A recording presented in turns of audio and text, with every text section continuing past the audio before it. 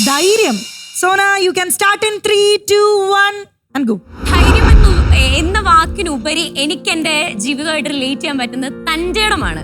Actually ഞാൻ തൻ്റെടം ഏറ്റവും കൂടുതൽ കാണിച്ചത് ഞാൻ പ്രഗ്നന്റ് ആയിരുന്ന സമയത്താണ്.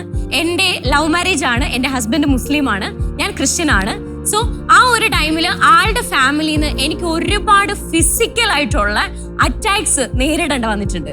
അപ്പൊ ആ ഒരു ടൈമിൽ എൻ്റെ കുഞ്ഞിനെയായിട്ട് ഞാൻ ജീവിക്കണോ, എൻ്റെ കുഞ്ഞിനെയായിട്ട് ഞാൻ മരിക്കണോ എന്ന് ആഗ്രഹിച്ച് നിന്ന സമയത്ത് പിന്നെയും എനിക്ക് ജീവിക്കണം. കാരണം എൻ്റെ അപ്പൻ എന്നെ കുഞ്ഞിനെ വളർത്തിയത് ഭയങ്കര തൻ്റെടിയായിട്ടാണ്. എനിക്ക് തോന്നുന്നു എൻ്റെ പേരെന്നെ ആൾക്കാർ വിളിക്കുന്നതിൽക്കാളും കൂടുതൽ നീ തൻ്റെടിയാണ്, നിനക്ക് എന്തൊരു തൻ്റെടമാന്ന് പറയുന്നതാണ് എനിക്ക് ഏറ്റവും കൂടുതൽ ഓർക്കാൻ പറ്റുന്നത്.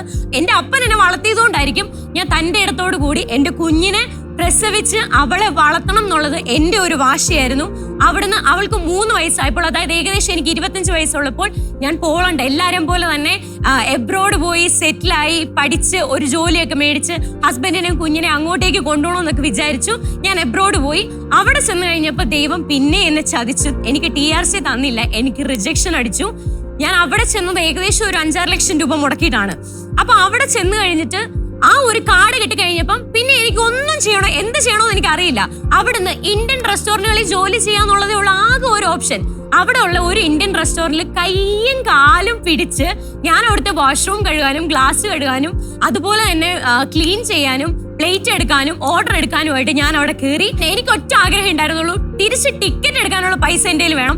തിരിച്ചു വരുമ്പം എൻ്റെ കുഞ്ഞിനും എനിക്ക് വേണ്ടപ്പെട്ടവർക്കും എന്തെങ്കിലും മേടിച്ചു കൊടുക്കാൻ എൻ്റെ കയ്യിൽ 10 രൂപ വേണം. അപ്പോൾ അതിന് ഞാൻ തൻ്റെ ഇടത്തോടെ ഞാൻ ആ ജോലിക്ക് കയറി. അവിടെ എനിക്ക് ഒരുപാട് രീതിയിലുള്ള ബുദ്ധിമുട്ടുകൾ ഉണ്ടായി. പക്ഷെ അതിനെല്ലാം ഞാൻ തരണം ചെയ്തു. ഞാൻ തിരിച്ച് നാട്ടിൽ വന്നു.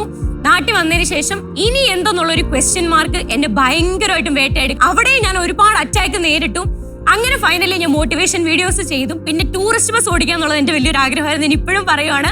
അപ്പോൾ ഒരുപാട് പേരുടെ അടുത്ത് ബസ്സൊക്കെ ചോദിക്കുമ്പോൾ പറയും, ലൈസൻസ് ഉണ്ടോ, അല്ലെങ്കിൽ നിനക്ക് വണ്ടി ഓടിക്കാൻ തരാൻ പറ്റുമോ? കാരണം 10-70 ലക്ഷം രൂപയുടെ വണ്ടിയല്ലേ, അങ്ങനെ അങ്ങ് തരാൻ പറ്റുമോ? അങ്ങനെ ഓടിക്കാൻ ഇപ്പം ആരെങ്കിലും തരുമെന്ന് പറഞ്ഞാൽ ജസ്റ്റ് ഒന്ന് മുന്നോട്ട് നീക്കിയിടാനൊക്കെ തരുള്ളൂ, അല്ലാതെ കയ്യിലൊന്നും വിശ്വസിച്ചില്ല. പക്ഷെ തൻ്റെ അടുത്തോടെ ഞാൻ ആ സിറ്റുവേഷനെ നേരിട്ടു. എനിക്ക് വാശിയായിരുന്നു ഹെവി ലൈസൻസ് എടുക്കണമെന്നുള്ളത്.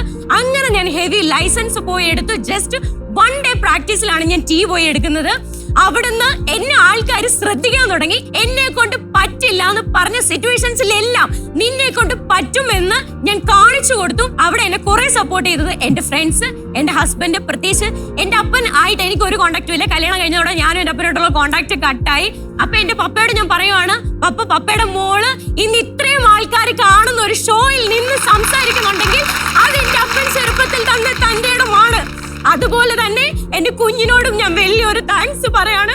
നിന്റെ അമ്മ, അവൾ എന്നും എന്നെ വിളിക്കുമ്പോ ചോദിക്കും, അമ്മ എന്നാ വരുന്നത് എന്നോട് ചോദിക്കും.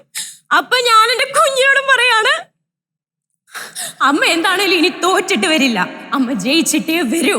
ഇന്നിവിടെ ഞാൻ നിന്ന് സംസാരിക്കുന്നുണ്ടെങ്കിൽ അതിന്റെ മെയിൻ റീസൺ ഞാനൊരു തൻ്റെടി ആയതുകൊണ്ടാണ്. And thank you so much. സോനയോട് എനിക്കൊരു കാര്യം പറയാനുള്ള എന്താണെന്നറിയോ? നമ്മുടെ നാദ്ര ഉണ്ടല്ലോ, നാദ്ര നമ്മളുടെ സീസണിലോട്ട് കയറുന്ന സമയത്ത് ഫാമിലി ആയിട്ട് ഒരു കോണ്ടാക്റ്റും ഉണ്ടായിരുന്നില്ല. പക്ഷെ ബിഗ് ബോസ് അതിന് വലിയൊരു വഴിത്തിരിവായി. ഞാനത് എപ്പോഴും ആലോചിക്കും. ഞാൻ 18ാമത്തെ വയസ്സിൽ നിന്ന് വീട്ടിൽ നിന്ന് പുറത്താക്കപ്പെട്ട ഒരാളാണ്. ഈ 18ാമത്തെ വയസ്സിൽ പുറത്താക്കപ്പെട്ട ഒരു പയ്യൻ കഴിഞ്ഞ കുറെ വർഷങ്ങൾക്ക് ശേഷം സ്വന്തം വീടുമായിട്ട് ഒരു ബന്ധമില്ലാതിരുന്നിട്ട് ബിഗ് ബോസ് എന്ന ഒറ്റ പ്ലാറ്റ്ഫോമിലൂടെ അവരെന്നെ കാണുകയും എന്നെ മനസ്സിലാക്കുകയും ചെയ്തു. ഇപ്പൊ സോനയുടെ വിഷമം ഒരു പക്ഷേ ഈ ഒറ്റ എപ്പിസോഡ് കൂടി അവർ മനസ്സിലാക്കുന്നു എന്നാണ് ഞാൻ വിശ്വസിക്കുന്നത്. അതിനുശേഷം അവർ വിളിച്ചില്ലെങ്കിൽ കുറച്ചും കൂടെ സമയം എടുത്തിട്ടായിരിക്കും വിളിക്കും. ഒരു പക്ഷേ ഫാമിലി റൗണ്ടൊക്കെ ഉണ്ടെങ്കിൽ ഒരു പക്ഷേ എക്സ്പെക്ട് ചെയ്യാത്ത രീതിയിൽ ഫാമിലി കയറി വരട്ടെ എന്നുള്ളതാണ്. അതുകൊണ്ട് സോനയ്ക്ക് പ്രതീക്ഷയോടുകൂടി ജീവിക്കുക എന്നുള്ളതാണ്. ഞാൻ ഒരുപാട് പ്രൗഡാണ് ഇവിടെ നിൽക്കുന്നതിൽ. കുറെ കാര്യങ്ങൾ സർപ്രൈസിംഗ് ആയിരുന്നു. എനിക്ക് തോന്നുന്നു സോനന്റെ ഈ കുറെ പേഴ്സണൽ കാര്യങ്ങൾ നമുക്ക് അറിയില്ലായിരുന്നു. Once we actually go to know all of you like personally because of this session, we all feel like very personally connected with you guys. നാലും അഗ്രഷൻ ഒരു കുറവുണ്ടാവില്ല. അത് ശരിയാ. ബട്ട് സോന ഇതുവരെ കാണാത്തൊരു സോനയെ ഇന്ന് കണ്ടു. സന്തോഷം.